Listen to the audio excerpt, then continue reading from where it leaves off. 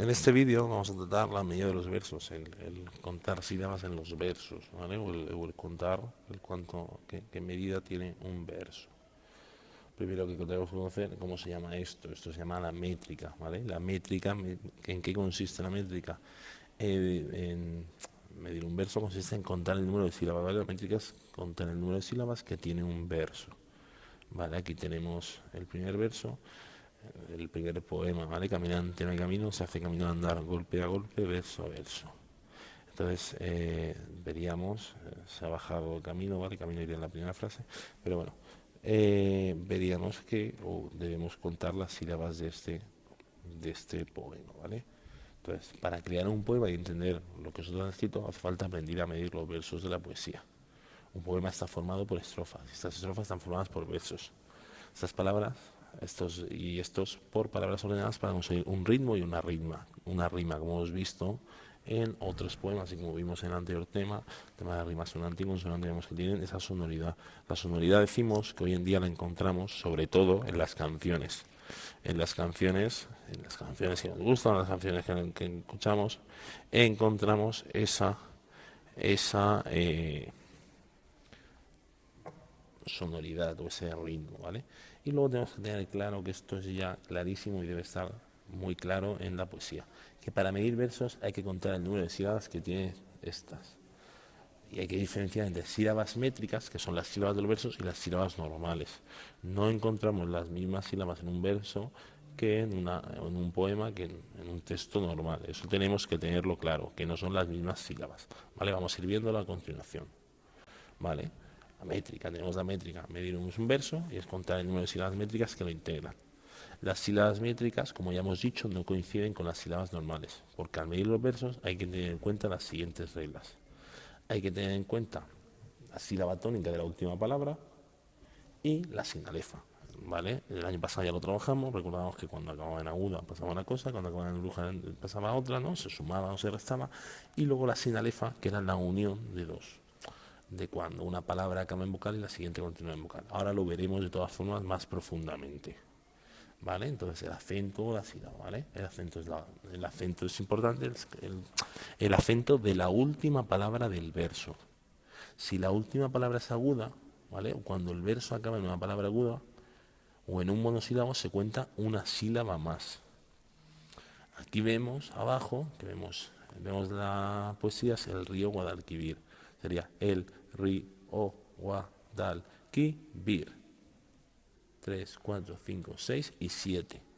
Pero en total son 8 sílabas métricas, porque son 7 más una, porque la palabra es aguda. Se suma una, ¿vale? Entonces se pone una más. El río se separa porque es un diptongo, ¿vale? La I lleva bien. Cuando es llana, no pasa nada. A lo largo del sendero son 1, 2, 3, 4, 5, 6, 7 y 8 sílabas. Y se queda tal y como está. La norma solo afecta a las agudas y a las llanas. Las agudas se suman, a las agudas y a las esdrújulas, perdón. Las agudas se suman, las llanas se quedan igual y las esdrújulas se restan. Ahora de todas formas lo veremos. ¿Qué van a dar a la mar? Entonces el poema es ¿qué van a dar a la mar? 7. Como la última no es aguda, pero es monosílaba, y como es monosílaba, la norma dice que cuando acaba en aguda o en monosílaba se suma una, ¿vale? Lo hemos visto arriba, cuando la palabra es aguda o un monosílabo, lo habíamos visto ya anteriormente, entonces se le suma una. Cuando son llanas, como vemos en este caso, nuestras vidas son los ríos, son 8 y se dejan 8 sílabas métricas, entonces se dejan igual. Y luego cuando es esdrújulas, desde las Torres de Córdoba, como la palabra es esdrújula, Córdoba, se le resta una sílaba. Entonces vemos que son 9 sílabas, pero al restarle una son 8. Entonces vamos a resumir un poco. Cuando son agudas,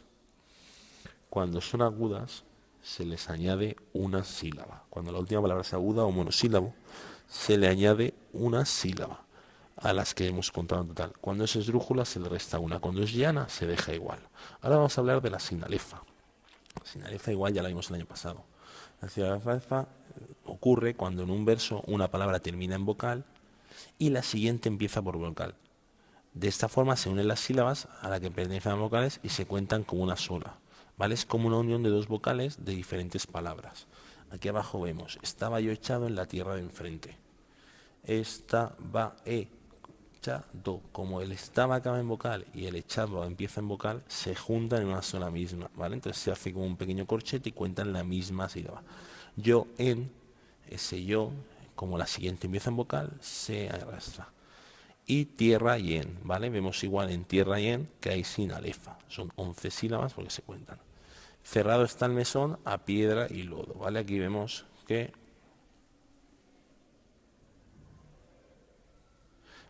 que pasa lo mismo, ¿vale? Cerrado está el mesón a piedra y lodo. Contaríamos 1, 2, 3, 4, 5, 6, 7, 8, 9, 10 y 11.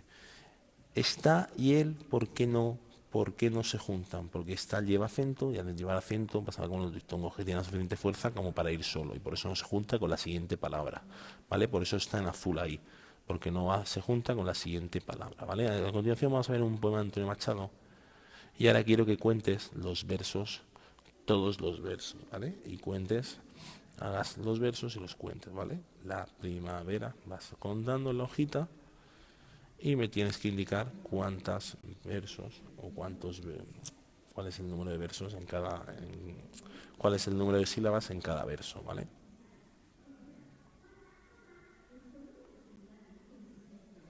Aquí vemos el resultado, ¿vale? Que el poema tiene 8 versos cada uno, ¿vale? Simplemente hay que ir haciendo eso, ¿vale? Y luego veremos ya las clases de verso, ¿vale? Pero lo dejamos aquí. Recordar que las sílabas no son las normales, que se hay que tener en cuenta cuando cuando la sílaba tónica última es aguda o esdrújula, y la sinalefa. Hay que tener en cuenta esas dos cositas, ¿vale?